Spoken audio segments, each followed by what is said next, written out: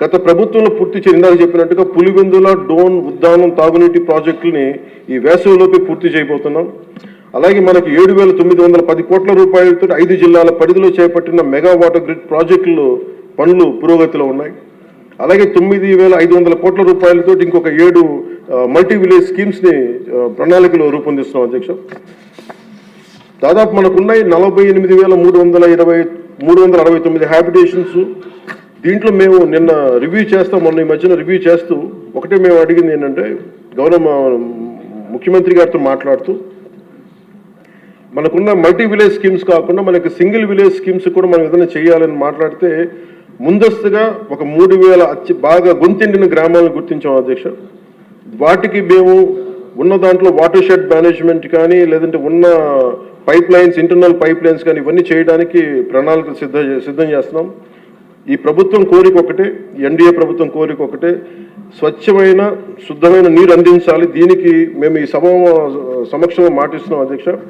ప్రతి గ్రామానికి దీనికి నీళ్ళు అందిస్తాం. దీనికి ఇది ఈ 48,369 ఈ గ్రామాల్లో ముందస్తుగా ఈ 15 ఈ మల్టీ విలేజ్ స్కీమ్స్ కాకుండా ఇంకొక 3,000 గ్రామాలకి నీరు అందించాలని చెప్పి ఒక బలమైన సంకల్పంతో ముందుకెళ్తా ఉన్నాం.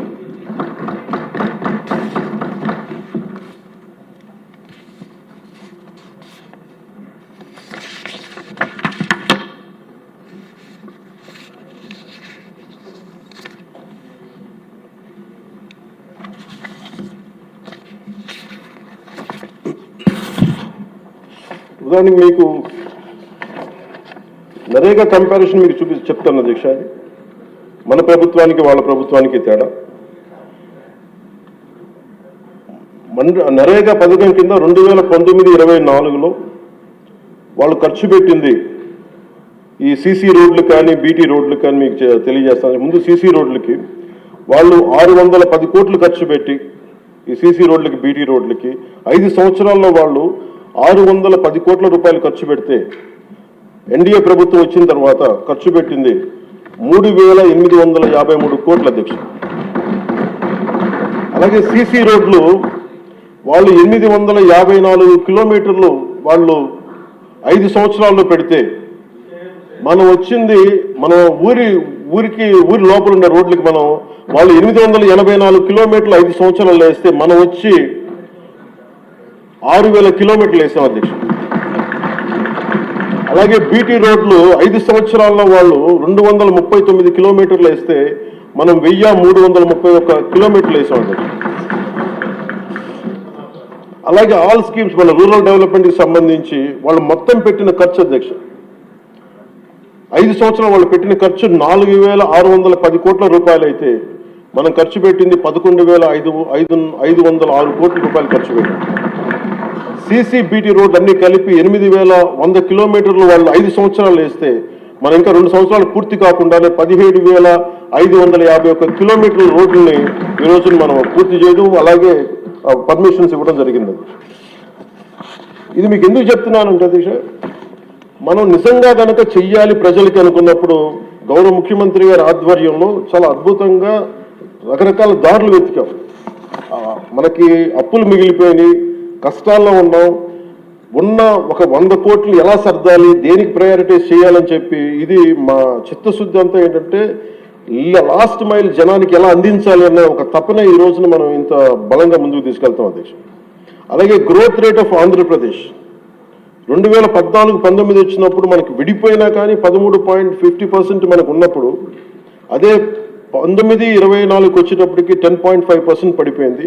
కానీ మనకి 9 లక్షల పైచులకు అప్పు ఉండి మనకి పోలవరం లాంటి ప్రాజెక్ట్ని నిర్వీర్యం చేసి అమరావతిని కట్టకపోయినా కానీ స్టిల్ మనం ఇన్ని దెబ్బలతో పాటు మన ఎదురు దెబ్బలు తింటూ కూడా గౌరవ ముఖ్యమంత్రి గారి ఆధ్వర్యంలో, నాయకత్వంలో రాష్ట్ర ప్రభుత్వం 24-25 సంవత్సరానికి గాను 11.75 ఆర్థిక అభివృద్ధిని చూపించిందంటే ఇది ఎంత బలమైన దార్శనికతతో కూడిన ఈ లీడర్షిప్ ఉందో మనకు తెలియజేస్తా ఉన్నది.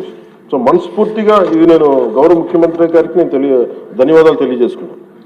అలాగే క్యాపిటల్ ఇన్వెస్ట్మెంట్ ఇన్ఫ్రాస్ట్రక్చర్ డెవలప్మెంట్కి 2019-24కి వాళ్ళకి 16,000 కోట్లు వస్తాయి. ఈ ప్రభుత్వం రాగానే 24-25కి 32,712 కోట్ల రూపాయలు ఇన్ఫ్రాస్ట్రక్చర్ డెవలప్మెంట్ కానీ క్యాపిటల్ ఇన్వెస్ట్మెంట్ కానీ పెట్టింది.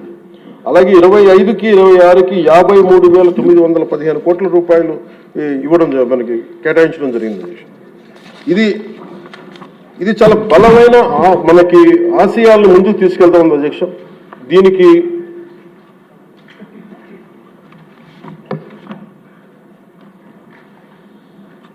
దీనికి మేము కోరుకుంటుంది కూడా ఈ అలయన్స్ చాలా బలంగా ఉండాలి అనేది నా ప్రజల సభ్యులందరికీ కూడా నేను నా ఆకాంక్షని, నా ఆశయాన్ని తెలియజేస్తాను.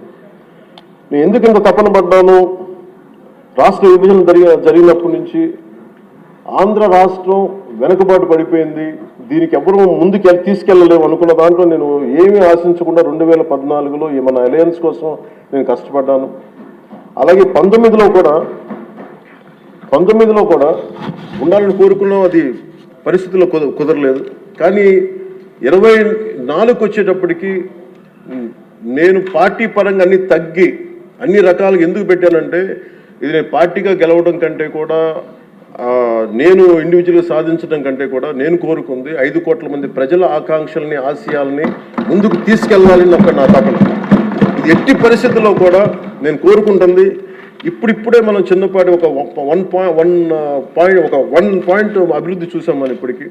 ఇది ముందుకెళ్ళాలి, ఇంకా మన ఆకాంక్షలు, ఆశయాలు ముందుకు తీసుకెళ్ళాలి అంటే ఇది మనలో ఉన్న ఏమన్నా సరే చిన్న సవరణలు ఏదైనా చేసుకుంటే అందరం ముందుకెళ్ళాలి. ఈ ప్రభుత్వానికి, ముఖ్యమంత్రి గారికి బలంగా నిలబడాలని మనస్ఫూర్తిగా కోరుకున్నాను అధ్యక్ష.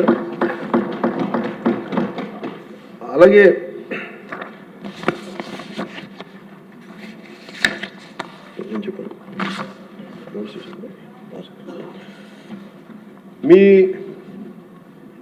మీ దృష్టికి ఒక కీలకమైన విషయం తీసుకురావాలి అధ్యక్ష.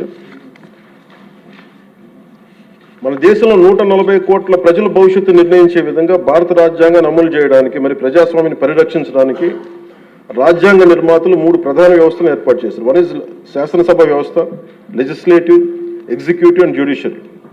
ఈ 3 వ్యవస్థలు పరస్పర సమన్వయంతో ఎలాంటి ఆటంకాలు లేకుండా సమర్థవంతంగా పనిచేసినప్పుడే ప్రజాస్వామ్యం బలంగా నిలబడుతుంది.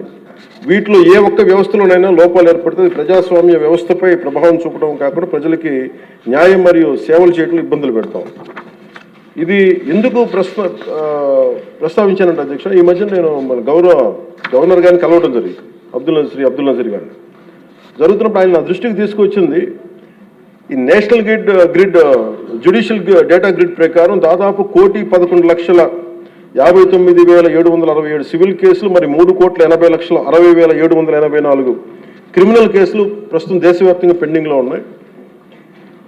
ఇన్ని జరుగుతూ ఉంటే మీరు ఒక పొలిటికల్ మీరు లెజిస్లేటివ్ పవర్ ఉన్న ఏదైనా మీరు కూర్చోబెట్టి ఒకసారి మీ సభ్యుల దృష్టికి తీసుకెళ్ళి దీన్ని ఎలా తగ్గించగలం, ఈ లిటిగేషన్ ఎలా